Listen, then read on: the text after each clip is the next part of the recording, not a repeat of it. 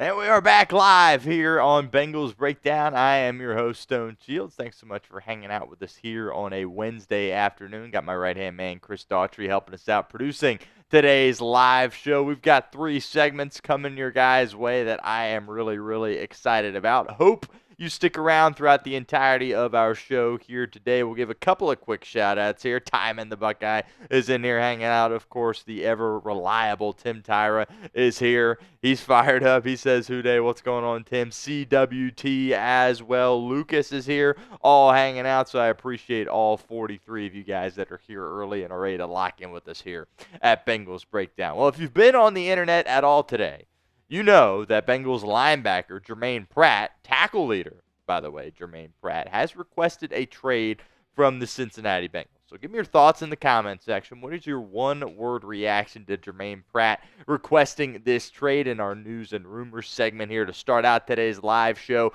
we're going to be talking about Germaine Pratt and his request for a trade out of Cincinnati. Let me know what you think. One-word reaction in the comment section. Lucas is here. He says, "What's up, Lucas? How's it going, man?"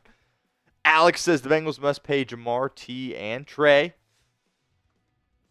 Certainly Jamar. We've spent a ton of time talking about those 3 guys and all the expectations they have salary-wise, hoping to get extensions. We'll see if the Bengals can do their job. We've talked about it at length.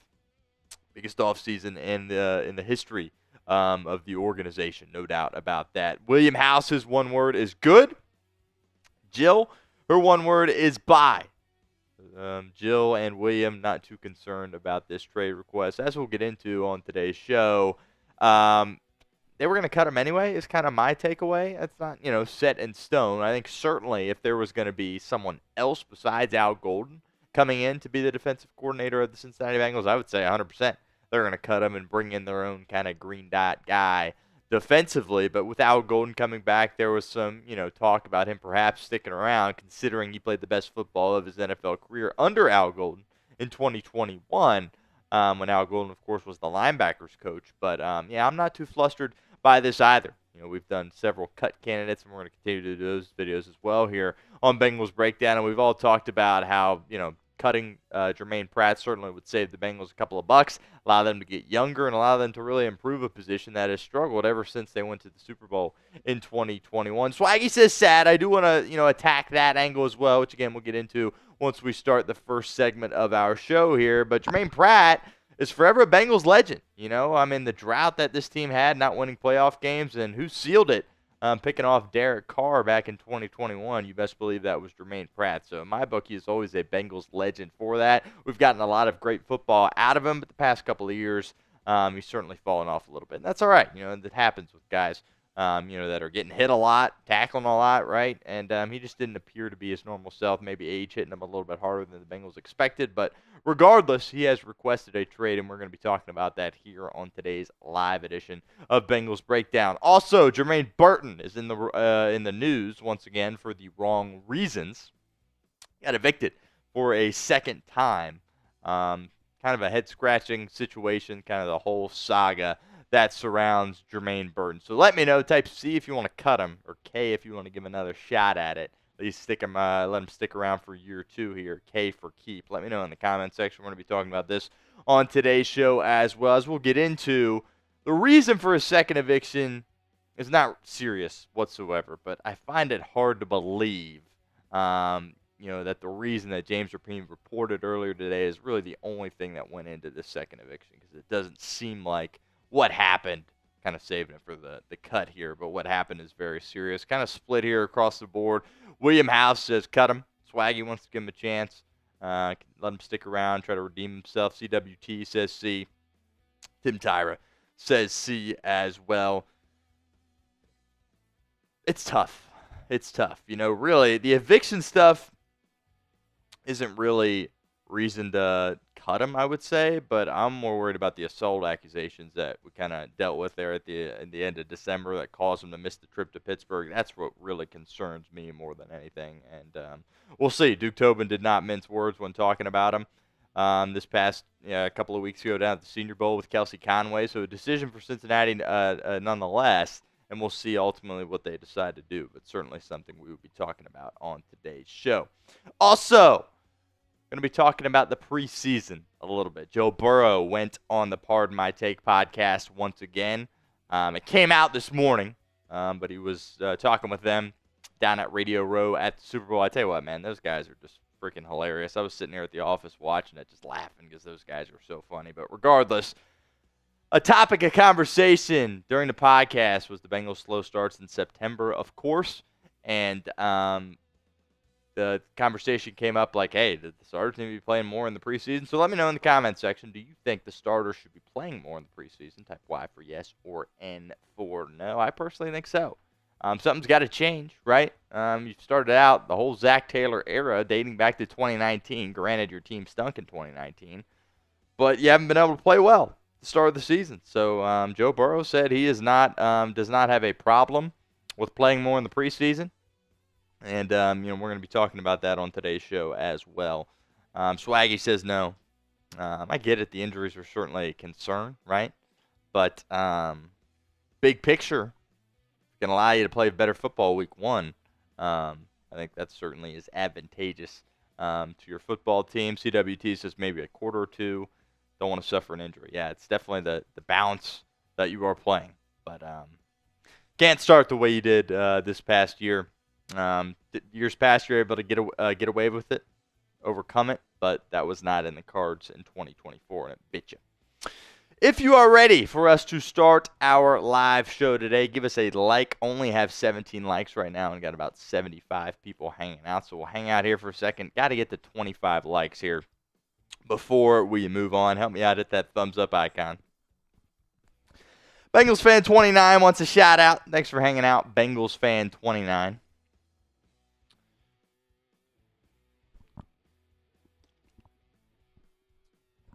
Couple more likes at 23 right now. Appreciate you, CWT, letting everybody know to hit that thumbs up icon. Tim Tyra as well, helping us out. There we go. 26 likes on today's show. Remember to always like all of our Bengals Breakdown videos. It really does mean a lot to us, and it allows us to continue making Bengals Breakdown videos. Coming up live here on Bengals Breakdown, we got our news and rumors to start. Today's live show, going to be talking about Germaine Pratt. Going to be talking about Jermaine Burton. Going to be talking about Joe Burrow as well. Also, a live mailbag. Get your questions in now. Hashtag Bengals. If you don't use hashtag Bengals, producer Chris cannot find your questions, and we can't get you involved with our mailbag here. So that will be segment number 2. Get them in now. Don't have to wait around for that segment to begin. You can get those questions in. Anything you want to talk about relating to the Cincinnati Bengals, you want to talk draft, you want to talk free agency, you want to talk Joe Burrow, whatever you want to talk about, hashtag Bengals, and we will get you involved with our live mailbag. And lastly, 7-round mock draft. I've been teasing this for a little bit. This is our first mock draft that we have done here at Bengals Breakdown. Really excited about it. Got 6 picks coming your guys' way. Obviously, Cincinnati currently doesn't have a 7th-round pick because they got rid of that when they acquired Khalil Herbert. But we're going to be doing our first 7-round mock draft. That's all coming up live here on Bengals Breakdown.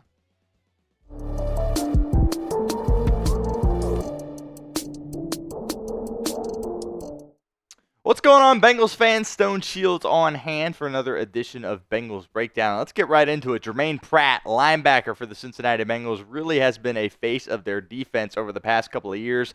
He officially has requested a trade. NFL Network reporting this, so we're going to be talking about that here on today's show. My reaction to it and what I think it could mean for the linebacker position of the Cincinnati Bengals going forward into 2025. Also coming up on today's show, we're going to be talking Jermaine Burton. And I got the word saga right there on the graphic. That's exactly what this has been. Everything about Jermaine Burton has been just a saga to this point. He got evicted yet again, and we're going to be detailing that as well as kind of our response to that as well. And Joe Burrow was back on the Pardon My Take podcast. What a hilarious podcast there. Barstool guys, PFT, and Big Cat. Joe Burrow sat down with them at the Super Bowl at Radio Row, and that interview aired this morning, so we're going to be talking about that. But before we get into that, make sure you guys hit that thumbs up icon if you have not done so already. We are in a like battle with our Ravens channel, and we're in a pretty good spot right now as it sits here. about 2 weeks into February. So we want to continue to distance ourselves. Joey Peterson over at the Ravens Rundown doing a tremendous job. But we're on a like battle with them this month, and we are trying to take care of business. So hit that thumbs up icon for me right now. All right, this is who did the reporting about this Germaine Pratt trade request. Ian Rappaport of NFL Network tweeting this out earlier today, a little bit before 2 o'clock p.m. Eastern Time. Bengals defensive captain and leading tackler Germaine Pratt has requested a trade. Sources tell him and Tom Pelissero Cincinnati has been devoting resources to keeping their offensive core together, and Pratt was close to defensive coordinator Lou Anarumo, who was fired after last season.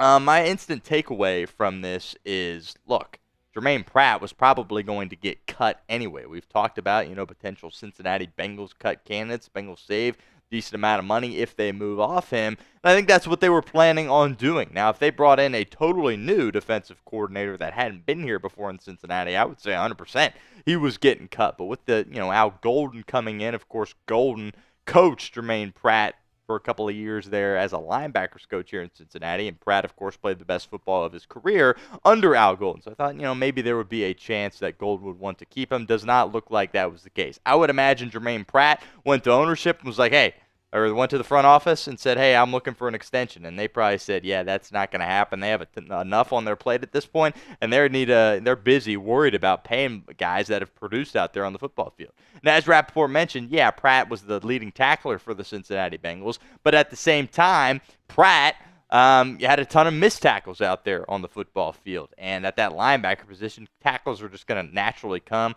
When you watch him these past couple of years, he appears to have lost a step a little bit. He doesn't move around as well as he did. And the missed tackles were a problem throughout the entirety of the Cincinnati Bengals defense. Absolutely no doubt about that.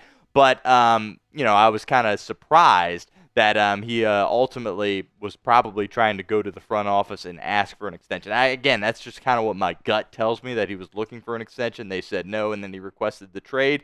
But regardless, Lou Anarumo leaving certainly did not help his case. And it looks like the Bengals are going to be without Germaine Pratt next year, which, by the way, I think is a really, really good thing. I think it was time. Germaine Pratt is a Cincinnati Bengals legend for what he has done with this organization. That interception he had when they beat Las Vegas in the playoffs, picking off Derek Carr, stealing the game, that will go down in Bengals history. Absolutely no doubt about that. So, I don't want to just sit here and disrespect Germaine Pratt, but I do think the best thing for this football team at the linebacker position is let kind of Logan Wilson be the leader in that room and try to build around it this offseason via the draft and free agency. Leads us to the pinned comment of today's video. What is your one-word reaction to Germaine Pratt requesting a trade? Mine's probably fine, right? Again, I think he was going to get cut anyway, so this doesn't really do a ton for me. But let me know. Give me your one-word reaction in the comment section. If that ad comes here on YouTube, totally fine. Take advantage of it. Get down there. Let me know what you think. All right, let's talk about a different Germaine here. Jermaine Burton has been evicted for the second time in less than 2 months. Kind of just a head-scratching situation when it comes to Jermaine Burton, right? You get picked in the 3rd round to go play professional football, and he hasn't executed whatsoever, and he's just done some really dumb stuff throughout this past year here in Cincinnati. Let's get into what Danielle Goodman wrote covering the Bengals for WCPO Channel 9. This is what she wrote in regards to Jermaine Burton. Burton was to leave the property on February 4th after receiving a warning on January 31st. The eviction was due to lease violations, but the specific violations are unknown. This is not the first time Burton has been evicted. Court records show that on December 23rd, he received an eviction notice from his apartment for unpaid rent. So that was last night. And then James Rapine doing some more reporting, so some more details have come out. This is what Rapine wrote, so we have a little bit more clarity as to why Jermaine Burton got evicted this time around. Sources tell BengalsTalk.com that Burton had a family member staying at his house when he was out of town. The family member brought their dogs with them, which didn't comply with the rental agreement. Another opportunity for you guys to get involved with our show here at Bengals Breakdown. Should the Bengals cut Jermaine Burton? Let me know in the comment section. Type C for cut or K for keep. You can sound off for us right now. Now, look, if he didn't have the previous eviction, right, and he didn't have the sexual assault allegations, which we will get into, or excuse me, not sexual assault, just assault allegations that we will get into, I don't think this would be any issue. But do you really think this apartment complex would evict him just for these dogs if there wasn't, some prior stuff going on with Jermaine Burton? If he was, clean as a whistle, doing everything right, and then he brought the dogs, they wouldn't evict him for that, right? That's just kind of what my gut tells me. But he does have these 2 evictions, right? First time, it was the unpaid rent, which you're a professional football player. What are you doing, right? And then the second time, allegedly having, dogs in the apartment when they were not supposed to be there. That is per James Rapine. I'm sure he has that covered perfectly. So I definitely believe that that is the reason for the second eviction. But then another incident, as I just mentioned. He was accused of assault. And look, this woman called 911. This was a couple of months ago, back in December. Accused Burton of assaulting her. And apparently Burton harassed her, broke her phone, grabbed her, threw her down, just a bunch of awful things. And the woman did say that they were together, as in a relationship when this went down, but she did refuse to press charges, which certainly is kind of an interesting element to the whole situation. So, there's no legal action that's been taken because she has not pressed charges. But this is what caused Jermaine Burton to not travel with the team to Pittsburgh that final week of the season. It was noted as a coach's decision, right? And then this kind of came out a little bit later. So this really is the incident that sticks out to me the most. Now, again, didn't press charges, so that certainly is noteworthy, right? That no charges were pressed, but I have a hard time believing that this girl would just go out there and make up these things. Obviously, the 911 call did indeed happen. So, at this point, it just looks like Jermaine Burton is not a very good person, to just be completely honest with you, and clearly his head is not screwed on properly at this point. And then if you flash back to earlier in the season, he was benched for missing a walkthrough. That happened at the very beginning of the year, and it was, I believe, going into a game where T. Higgins wasn't going to be playing, and they said, you know what, Burton was probably going to be kind of a focal point for their offense, and he misses a walkthrough and ends up being inactive for that game. So that's another thing. It's just like, Burton, what are you doing, man? Just not good. And then, of course, in the preseason, kind of Herb Street and Al Michaels kind of went a little bit viral talking about the fact that he was sleeping in meetings. I think a lot of people kind of went after him for kind of bringing that up on the broadcast, but then look at all the things that have happened since then. I think they clearly were in the right for bringing that up, so just absolutely ridiculous. The things that Jermaine Burton has done this season. As far as out there on the football field, he didn't produce like, the Cincinnati Bengals were hoping he would. There were some good moments that he had kind of as a returner, but you pick this guy in the 3rd round. He's got tons of physical traits, and he wasn't able to go out there and capitalize on the football field because he just wasn't sure how to be a professional, and that obviously is a major red flag for the Cincinnati Bengals, and we'll see if he'll even be around for next season. I want to give a shout out to our friends over at Fanatics. Let you guys know that Bengals sideline hats are available right now. Really encourage you guys to get over there and check some of these out. There's some really cool ones. I've got a couple of these here. Perfect to, just wear, going on a walk or whatever. Perhaps wear to work if you're allowed to wear hats into work, or of course wear to Bengals games or even some Reds games at GABP. Show your Cincinnati Bengals pride. Get some of these hats courtesy of our friends over at Fanatics. That link, by the way, is going to be in the comments section and the description of today's video. So big shout out to Fanatics helping us out with these Bengals sideline hats. All right, transitioning rather into the last part of our show here today. Joe Burrow was back on PMT, the Pardon My Take podcast, Barstool podcast between Big Cat and PFT. I think those guys are just absolutely hilarious. Burrow hung out with them and interviewed with them at the Super Bowl down at Radio Row, and then it just aired this morning. So we're kind of going to be talking about some of the stuff that came up on that podcast. The first thing that he mentioned, obviously, it's PFT and Big Cat, so there's a lot of fun stuff, right? Not a ton of hard-hitting stuff, at this point. But Burrow did mention how the Eagles make the cap work, and, I thought that was very interesting. They asked him, they said, do you understand the cap? And he said, well, not really, but kind of. And, PFT said he doesn't believe that the cap exists, which is kind of funny. That's part of the reason I like PFT and Big Cat so much is because they're so relatable, right? Because to be honest with you, I don't really understand the cap either. It seems like it changes every year, and teams are, able to find ways to finagle around it. But regardless, he said the Eagles are paying everyone, and he would like to see Cincinnati to kind of adapt that same approach. Certainly one of the main aspects about their conversation that stood up to me. He also talked about restructuring his contract. And they kind of asked him, what that exactly meant to restructure a contract, which, again, very relatable, right? Because there's a lot of us out there that we hear this phrase restructure, and we're like, okay, what exactly does that mean? Here's what Burrow said. He said you can convert some money to a signing bonus, which will lower the cap hit, and you can push some money back to the back end of the contract. When you get to the back end, you can also restructure and convert that to a signing bonus, or just take less money, and just less money overall. And they asked him which kind of approach that he would like to take, and he said, we'll see. So he does appear to be very open to restructuring his deal. By the way, he doesn't need to restructure his deal for the Bengals to make all of this work. Maybe at some point down the line that would be helpful, but the Bengals have the cap space they need in order to make things happen with T. Higgins, Trey Hendrickson, and Jamar Chase without Joe Burrow even having to restructure his contract at this point. Another opportunity for you guys to get involved with our show here at Bengals Breakdown. Rank Joe Burrow among NFL QBs. I want to know what you guys think. For me, I had him at 1 this year, and then after the Super Bowl, I think more people might agree with that statement. But let me know down in the comment section of today's video. They also talked about the slow starts, of course, in September, which ultimately resulted in the Bengals missing the postseason this year, obviously coupled with the playoffs as well. But the slow starts, obviously, were a massive issue. And Joe Burrow did say he was open to playing more in the preseason. I really found this particular part of their conversation to be very noteworthy. He said the offense is at a disadvantage in the preseason because you're not game planning for their defense. You're kind of just running the same training camp plays. So I did think that was kind of interesting, but he did say that he would like to go out there and play more in the preseason. The Bengals have to find a way to switch things around early in the season. When you take a look at what they've done in September under head coach Zach Taylor, it's been absolutely pitiful. That's just you can't win like that when you are in this situation with Zach Taylor and Joe Burrow at the helm. So obviously that has got to get cleaned up, and hopefully the Bengals ultimately can do a better job of that going forward next season.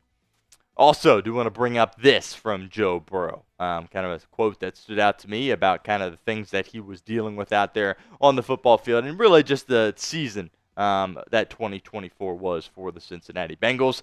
Yeah, I would say it's a tough to describe because you're in it as a team. So everybody's down in the dumps in the locker room. It's not like, oh, we're the offense. We scored 30, but we lost. Nobody's happy about that. And there were definitely games that the offense could have closed it out in which we didn't. But like I said, I felt like I had my best year as a pro, and so I was happy about that week in and week out. But it was pretty frustrating. I've never had a year like this, so it was mentally taxing and challenging to continue to stay disciplined and consistent week in and week out, day in and day out. But, at some point, you just realize that this is your job, and that's what you do. And if I'm going to continue to play as good as I want to, then I'm going to have to keep doing things. Keep doing these things daily to put myself in the best position to succeed. I did think it was interesting that he brought up the fact that, hey, there were some games where the offense had opportunities to close it out.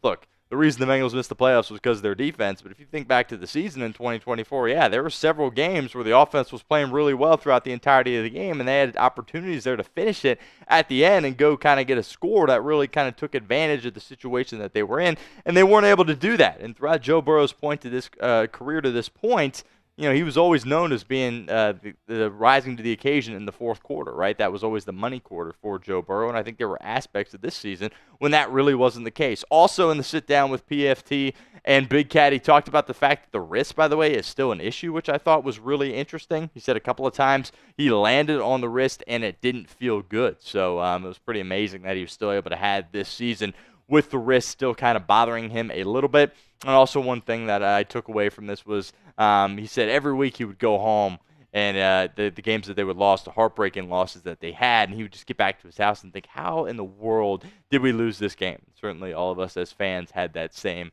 thought as well throughout the majority of the 2024 season for Cincinnati.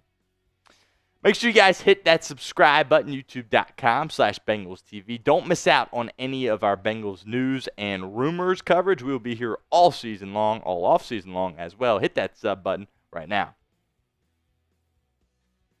Mailbag time here at Bengals Breakdown. Andrew Gooding, my guy, hanging out with us. I appreciate that, AG, getting involved with our live show here on a Wednesday afternoon. Mailbag time. Get your questions in. Hashtag Bengals or Super Chat to be a part of our mailbag. How are we looking, Chris? We got enough questions in? Where are we at right now? Good amount. Anything you want to talk about? You want to talk draft? You want to talk free agency? You want to talk Joe Burrow? You want to talk Jamar Chase? You want to talk T. Higgins? Get your questions in. And we will get to them here on today's show. Also, if you super chat, that allows you to skip the line altogether. Right there in the chat, AG. Hashtag Bengals. Just type it out. So if you said hashtag Bengals Shields, where do I ask? That would pop up for us. But we're looking for a better question than that, AG. But just hashtag Bengals right there in the comment section. Just like CWT did. That's perfect right there. Get your comments in. Hashtag Bengals, and we will try to get to them here on our mailbag. Make sure you guys give me a follow over on Twitter at StoneShields_. All of our Bengals Breakdown content will be posted to my Twitter page. Also, some more short-form content will be there as well. Trying to get to 550 followers here by the end of the month. Help me out. Give me a follow over on Twitter or X, whatever you want to call it, at StoneShields_.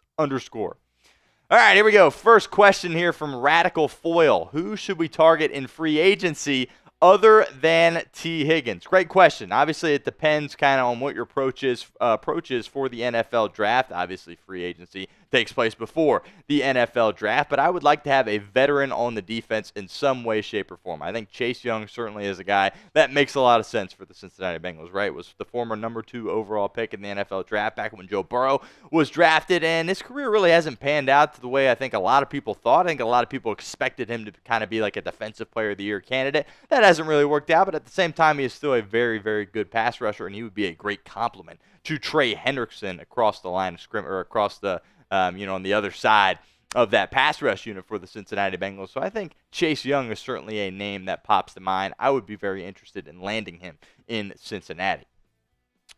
Dalton Mitchell, do you have any concerns about Joe Burrow's relationship with the team if they can't keep T. Higgins? Good question here from Dalton, absolutely.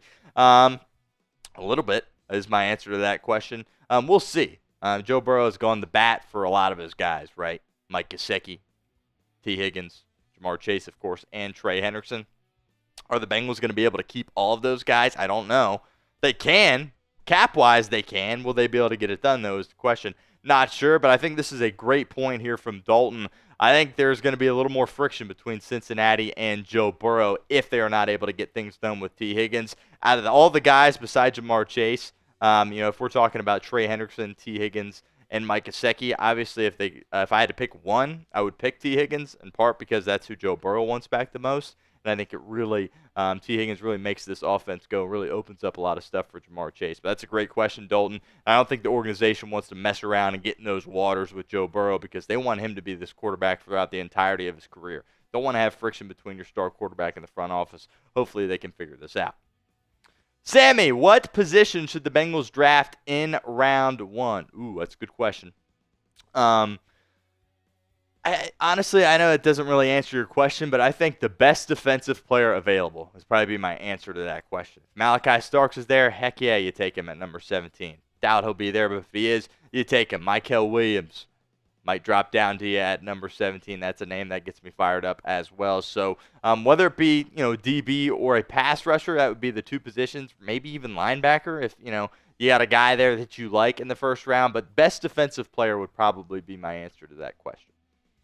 What position do you think the Bengals should draft in round 1? Let me know in the comments section. It is the pinned comment of today's video. So if that ad comes here on YouTube, that's totally fine. Take advantage of it. Get down in the comments. Let us know what you think.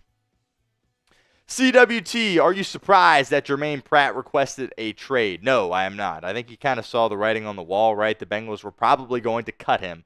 And it is my estimation that he probably went to ownership and asked for an extension, and they said no, and then he requested a trade, right? Because, again, I think he absolutely was going to get cut by this Bengals team, going into next season. Why? Well, they got, new leadership there defensively with Al Golden coming in, and they just really need to revamp the entirety of their defense. Really, Trey Hendrickson, Logan Wilson, everybody else is replaceable for me along that Bengals defense. Germaine Pratt is a Bengals legend, right? The pick that he had against Derek Carr in the wild card round back in 2021, your Bengals legend forever for that play. But unfortunately, the play has significantly gone down the past couple of years. The tackling hasn't been as good as it needs to be, despite the fact he led the team in tackles. So to answer your question, no, I'm not surprised that Germaine Pratt indeed requested a trade. From Marcus, do you think Jong Maeda will be a starter next season? It's a good question here from Marcus. If you've been watching the show long enough, you know how fired up I am about Muma Jong Maeda. Kind of going back to when the Bengals signed him as an undrafted free agent, I was saying that he was probably going to make the team. Obviously, he did, and he did a lot of good things for you on that special teams side of the football. Will he start at linebacker? Probably not, right? You're probably going to either bring in a free agent or draft somebody, pretty early on in the draft to be kind of Logan Wilson's running mate. I'd be surprised if Jong Maeda kind of developed into a starter, but I think he's certainly going to be back on your football team. He's certainly going to have a role carved out for himself, and I really like him. And if it comes to it and he's out there next to Logan Wilson, I'm totally here for it.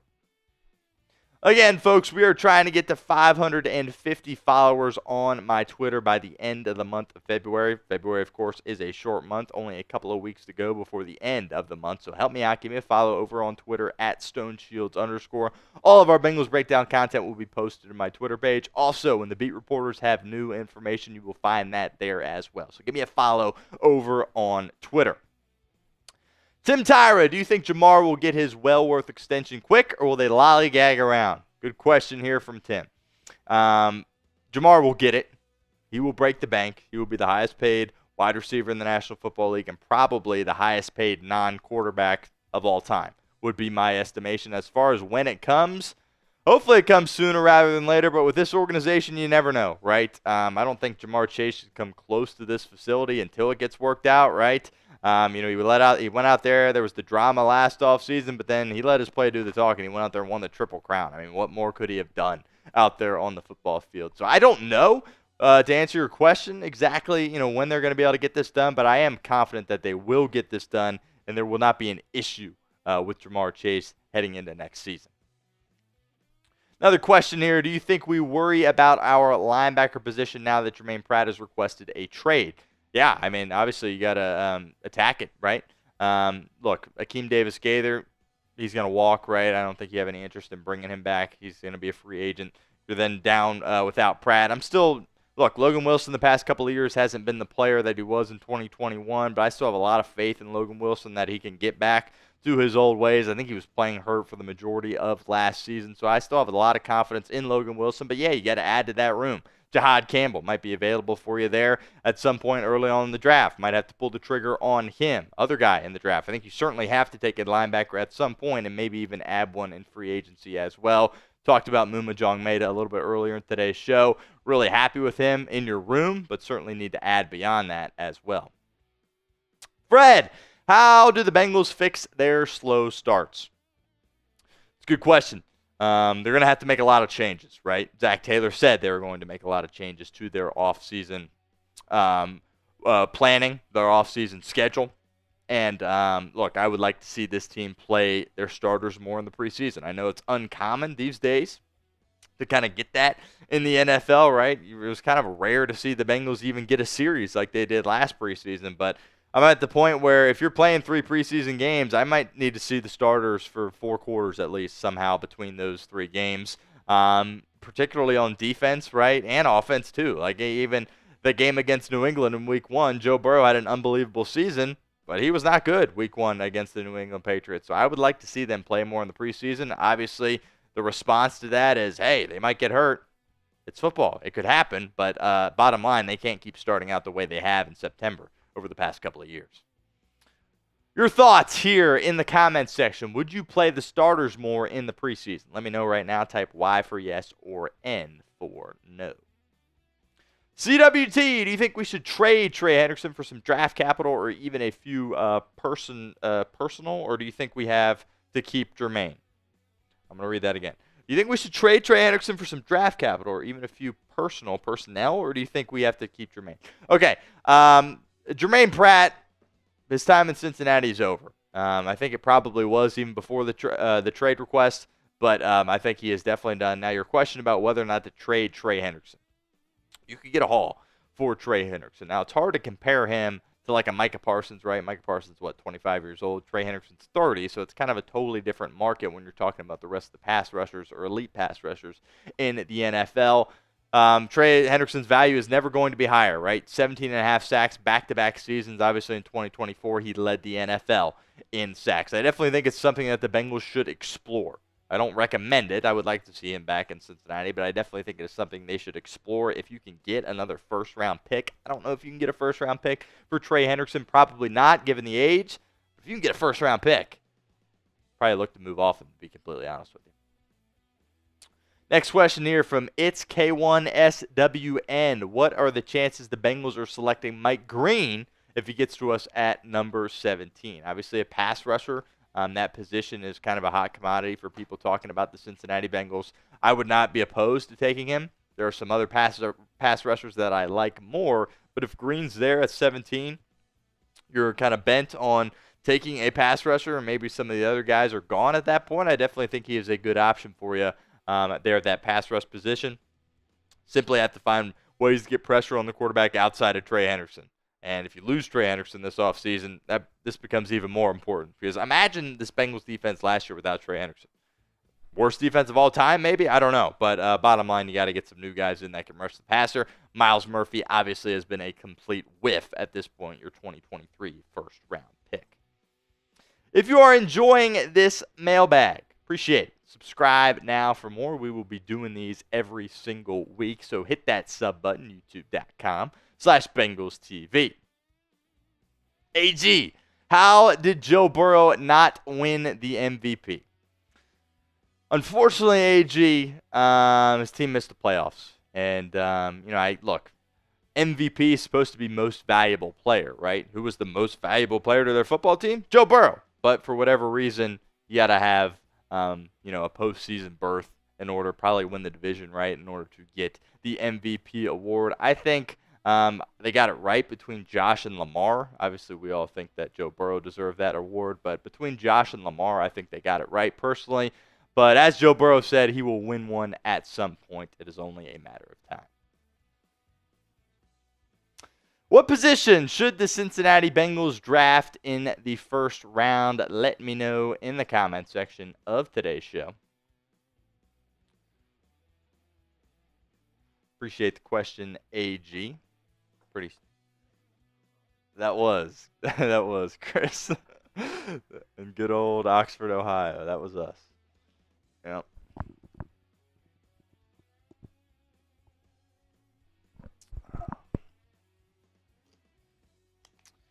Jubert Thomas says, what is your overall opinion on Jihad Campbell? Well, guess what?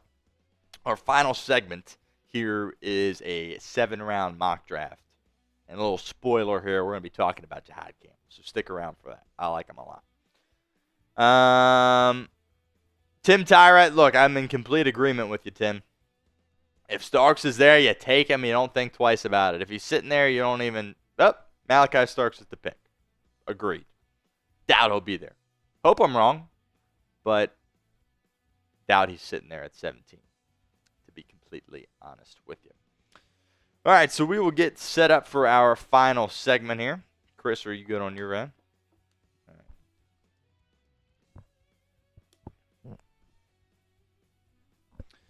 So keep the comments coming, and we will get set up for our final segment of our live show today here on Bengals Breakdown. Welcome into Bengals Breakdown, Stone Shields on hand. It is finally time for our first Cincinnati Bengals mock draft. We're going through all the selections that Cincinnati has. No trades in this mock draft, perhaps one down the line we will include trades, but right now just the picks that Cincinnati currently possesses. We're going to be breaking those down, and I am going to be mocking this draft, serving as Duke Tobin / Zach Taylor, picking who is going to be members of the Cincinnati Bengals football team for 2025. Look, they need to knock this draft out of the park. Absolutely no two ways around it. Considering how much money you're going to have to allocate to your star players and how you've kind of poorly done in the draft over the past couple of years, got to knock this one out of the park here this season. Hopefully, Cincinnati can execute and be able to do that here in a couple of months. If you want more Bengals mock draft videos, hit that subscribe button right now. This is our first one here on today's show. We're going to have plenty more coming, so don't miss out. Hit that sub button, youtube.com/BengalsTV.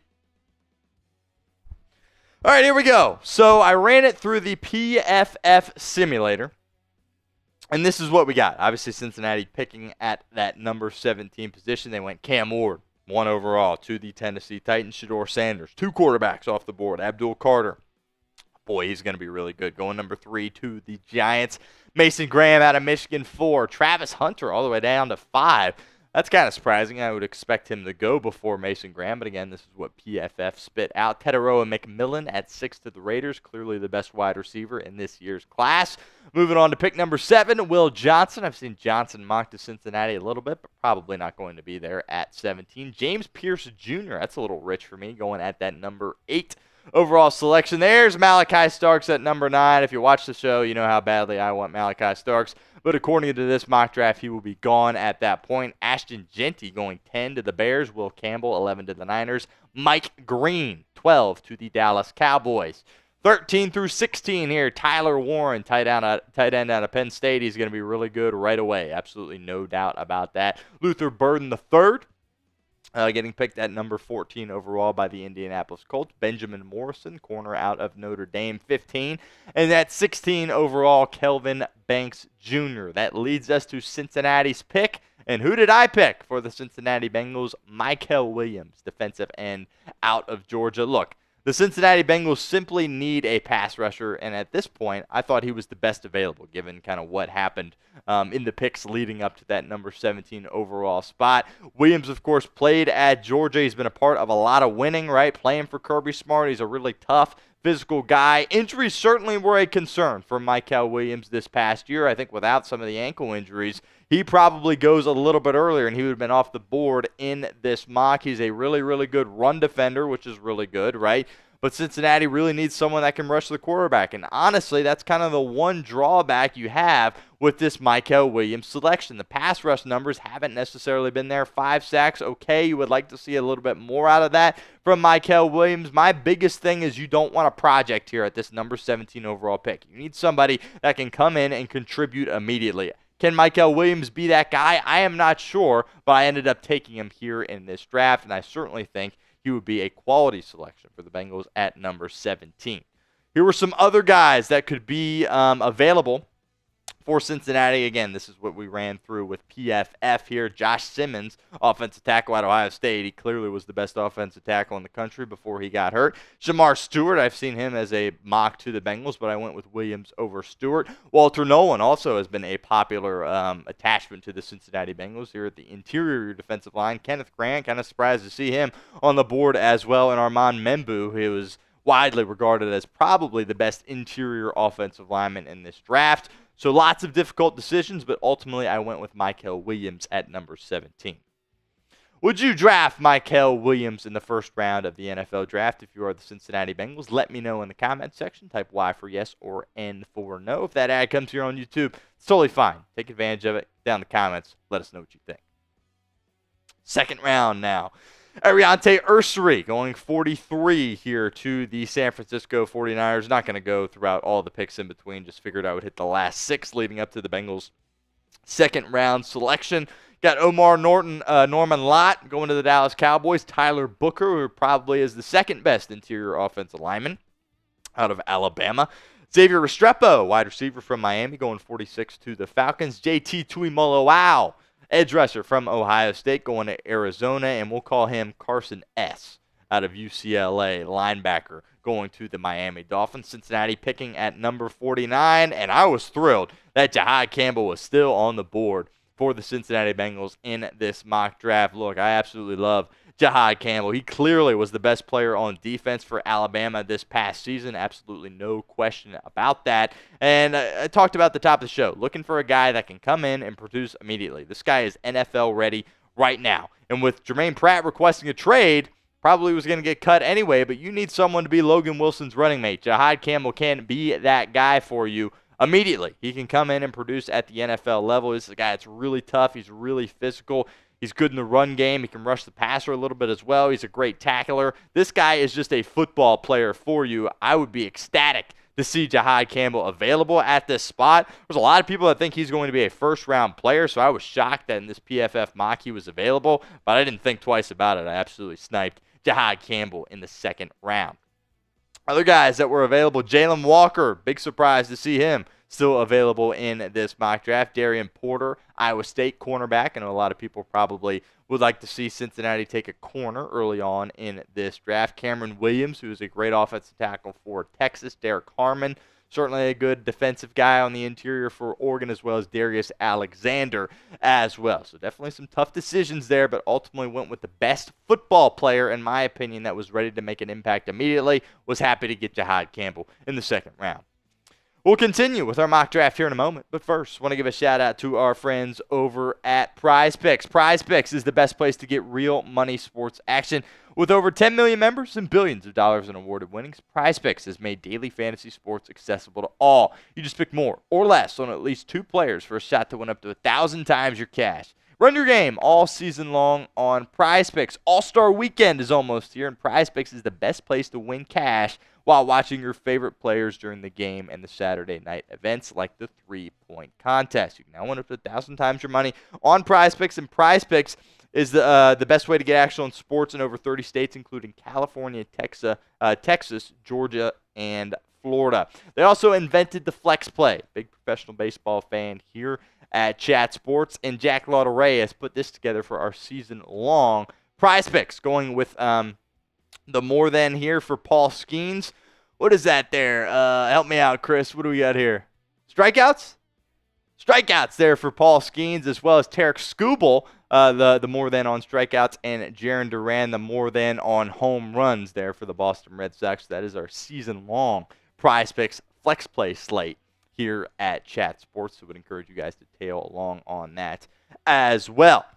So download the app today. Use code CLNS. Get $50 instantly after you play your first $5 lineup. Again, download the app. Use code CLNS. Get $50 instantly after you play your first $5 lineup. It's Prize Picks. Run your game. All right, getting ready for the third round selection here for the Cincinnati Bengals. At number 76, got Jalen Royals, wide receiver out of Utah State. Marcus Bowe, offensive lineman out of Purdue. Was unfortunate that he was off the board. I certainly had my eyes on him at number 77. Gunnar Helm off the board as well, tight end out of Texas. Could Cincinnati potentially be targeting a tight end after the injury setback for Eric All Jr.? Perhaps they opt to take one in the draft as well. Josiah Stewart, edge rusher for Michigan, as well as Elijah Arroyo at that tight end spot for Miami. I stuck with defense here in the third round. Give me Lathan Ransom out of the Ohio State University. Look, Lathan Ransom's a guy that's played a lot of football, right? He has been around the block, suffered a serious injury at Ohio State a couple of years ago, but man, was he good, especially in this playoff run. Did he benefit from playing next to Caleb Downs? Yes, absolutely, but I just love how violent this guy is out there on the football field. Lathan Ransom will absolutely lay the wood on you, and he's a real cerebral player as well. He's always in the right spot, making the right decisions. Again, guy has played a ton of football, and I could take it in the third round because I think you really need to attack that safety room as well. Geno Stone is a guy that certainly did not have the season you were hoping to. We'll see if the Bengals opt to cut him. I personally would cut Geno Stone. There's a lot of people out there that don't think that necessarily will happen. But I think Lathan Ransom, you put him there in your secondary, he can make an immediate impact for you in 2025 as well. I really like this guy, and I think he's going to carve himself out a nice career in the NFL. Other guys that were on the board, Jonas Savanaia, Isaiah Bond, Nick Amanwari. That was kind of the tough one because I think a lot of people view Amanwari as a better safety than Ransom, but I went with Ransom. Harold Fannin Jr., Mac tight end. He's a really good player. Thought about him as well. And Tate Ratledge there, the interior of your offensive line. Really, that was the toughest thing for me, taking a guy like Lathan Ransom and not allocating a resource to the interior of the offensive line. That's really a position of need for Cincinnati. So that really is kind of the biggest gripe I think a lot of people will have with my mock draft is I didn't attack that part of your football team throughout the first 3 rounds. Would you draft Lathan Ransom in round 3? Let me know in the comments section. Type A for yes or B for no.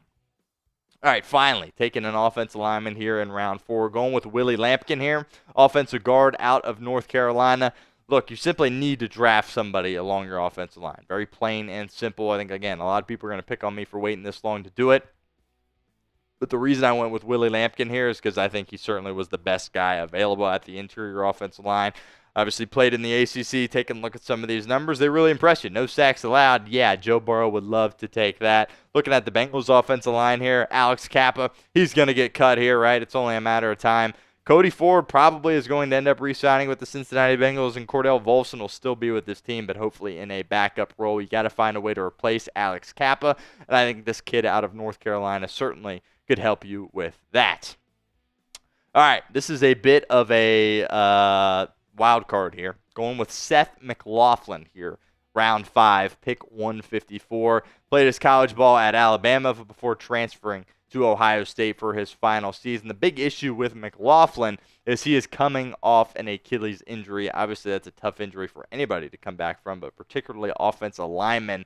Look, McLaughlin struggled a little bit at Alabama at that center spot. With snapping the football, but I think a lot of that was Jalen Milroe's fault, to be completely honest with you, because when McLaughlin got to Columbus, he had no issues with Will Howard snapping the football, and McLaughlin's a guy that plays center, and you got Karras for at least one more year, but I am confident that he could go play guard for you. If you remember, Landon Dickerson played center at Alabama. Now he's one of the best guards in the National Football League, helped the Philadelphia Eagles win a Super Bowl championship. So McLaughlin's a guy that, again, is a wild card coming back from that injury, but he's a real physical guy. This guy's been highly touted his whole life, was a 5-star coming out of college or coming out of high school, played at the highest levels of college football, and was the best center in America last year, certainly before he got hurt. So I think Seth McLaughlin, certainly a risk taking him coming off the injury, but I think he could potentially be a solid player for you in the NFL. And then, you might not need him. If you hit on a guard a little bit earlier in the draft, you might not need him to come in and contribute immediately.